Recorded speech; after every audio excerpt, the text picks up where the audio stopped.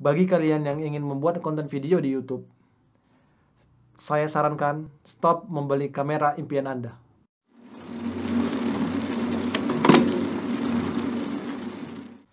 Kalian mungkin berpikir, ketika kita ingin memulai membuat konten video di YouTube, hal pertama kali yang kita butuhkan adalah sebuah kamera yang bagus. Tapi menurut saya, pikiran ini adalah sebuah kesalahan yang sangat besar. Karena ketika kita ingin memulai membuat konten video di YouTube, ada dua hal penting yang harus kita ketahui. Yang pertama itu aspek audio dan aspek visual. Saya sangat yakin, teman-teman pasti sudah sangat mengerti arti yang namanya audio visual. Audio itu sendiri adalah kualitas suara, dan visual adalah gambar atau tampilan video teman-teman. Ketika teman-teman ingin membuat sebuah konten video di YouTube, kedua hal inilah yang perlu teman-teman perhatikan.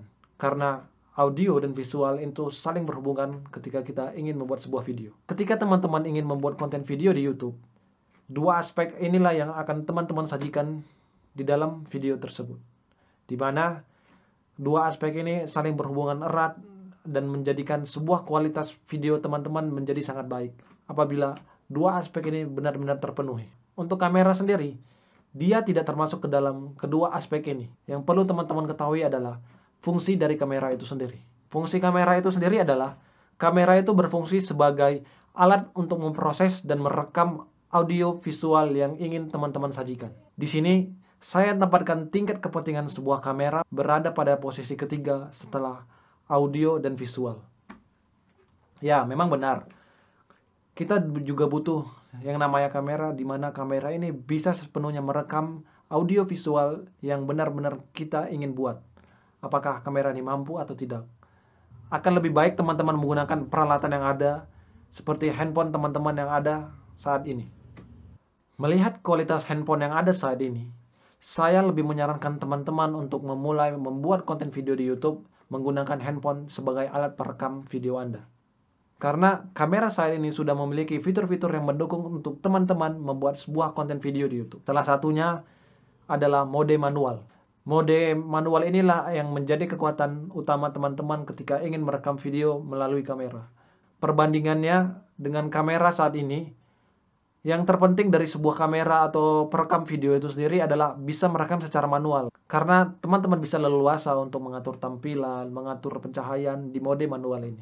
Saya menyarankan kepada teman-teman yang sudah menabung, menyisihkan uang tersebut untuk membeli beberapa alat-alat audiovisual seperti mikrofon, lampu, dan audio recorder. Kenapa hal ini menjadi penting? Karena dua aspek ini masih menjadi kekuatan utama dalam sebuah video. Ketika teman-teman membeli kamera pertama kali, senang karena berhasil membeli kamera impian teman-teman. Tapi ketika teman-teman berusaha untuk memulai membuat konten video, ada kekecewaan ketika teman-teman membuatnya. Di mana teman-teman merasa bahwa video yang teman-teman buat itu tidak sesuai atau tidak sama dengan orang-orang yang ada di YouTube ketika mereka membuat video. Teman-teman menggunakan kamera dan kualitas yang sama, settingan yang sama yang digunakan dari orang-orang tersebut. Teman-teman menggunakan kamera yang sama seperti digunakan oleh para YouTuber yang ada di YouTube.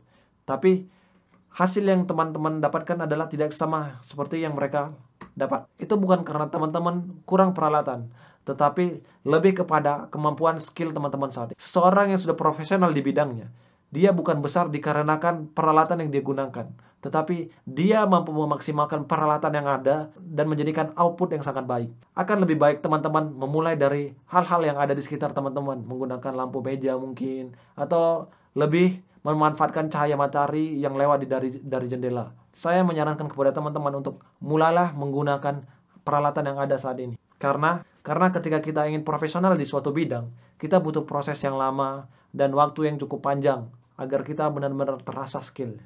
Dan kembali lagi, jangan lupakan ketika teman-teman ingin membuat sebuah konten video, jangan lupakan kedua aspek ini, yaitu pertama audio dan visual. Mungkin sekian pembahasan kita kali ini. Pesan saya kepada teman-teman adalah, cobalah memulai dengan peralatan yang ada, dimulai dari handphone teman-teman. Terima kasih buat teman-teman yang telah menonton video ini sampai selesai. Bagi teman-teman yang tertarik dengan produksi kreatif, filmmaking, dan proses kreatif, tekan tombol subscribe dan aktifkan notifikasinya. Sekian dari saya, terima kasih.